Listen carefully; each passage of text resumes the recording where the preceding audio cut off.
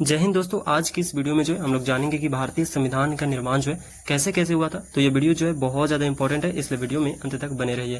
दोस्तों, भारतीय संविधान के निर्माण जो है हमारा टॉपिक है। तो सबसे पहले बात करते हैं, भारत का जो संविधान है वह विश्व का सबसे विशाल लिखित संविधान है। याद रखना, इसका निर्माण जो है 2 वर्ष 11 महीने 18 दिन में इसको पूरा किया जाता है। ठीक है, इसमें जो है 395 अनुच्छेद, 22 भाग और 12 अनुसूचियां जो है सम्मिलित है। इसका निर्माण जो है संविधान सभा के द्वारा की जाती है। ठीक है, भारतीय संविधान का निर्माण संविधान सभा द्वारा की जाती है। इसमें जो सदस्य होते हैं वह अप्रत्यक्ष विधि से 1935 में स्थापित जो प्रांतीय विधानसभा के सदस्य थे उनके द्वारा अप्रत्यक्ष विधि से संविधान सभा के सदस्य जो है चुने जाते हैं। प्रत्येक प्रांत में जो सीटों की संख्या थी वह 3 प्रमुख समुदाय में बांट दिया जाता है, मुसलमान, सिख व सामान्य वर्ग। उसमें भी अनुमान लगाया जाता है कि 10 लाख की जनसंख्या पर एक सीट निर्धारित की गई थी। ठीक है, भारतीय संविधान में जो है निर्माण में जो कुल सदस्यों की जो संख्या थी वह 389 थी, यानी 389 थी। इसमें भी 292 जो थे वह ब्रिटिश प्रांतों से थे और 93 यानी 93 जो थे 93 सदस्य जो थे वो देसी रियासतों से थे। ठीक है, और 4 जो थे। संविधान सभा का प्रथम अधिवेशन 9 दिसंबर 1946 को होता है, जिसकी अध्यक्षता जो है डॉक्टर सच्चिदानंद सिन्हा करते हैं। यह एक अस्थायी अध्यक्ष थे। ठीक है, मुस्लिम लीग जो थी संविधान सभा की पहली बैठक का बहिष्कार कर देती है और 11 दिसंबर 1946 में जो है डॉक्टर राजेंद्र प्रसाद संविधान सभा के अस्थायी अध्यक्ष बनते हैं। साथ में एससी मुखर्जी संविधान सभा के उपसभापति जो है चुने जाते हैं।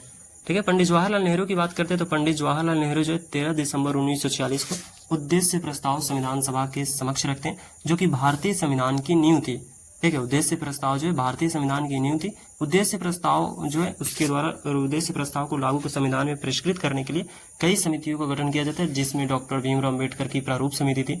ठीक है, इस प्रकार से कई समितियों का जो है गठन किया जाता है उद्देश्य प्रस्ताव को संविधान में परिष्कृत करने के लिए। 14 अगस्त 1947 को देश का विभाजन होता है। ठीक है, और 3 जून 1947 की योजना अनुसार विभाजन के बाद वे सभी प्रतिनिधि संविधान सभा के सदस्य नहीं रहते जो पाकिस्तान से चुनकर आए थे। यानी 3 जून 1947 योजना अनुसार पाकिस्तान से जितने भी सदस्य थे संविधान सभा में उनको अब हटा दिया जाता है और अब जो सदस्यों की संख्या बचती है, वास्तविक सदस्यों की संख्या वो 299 बचती है।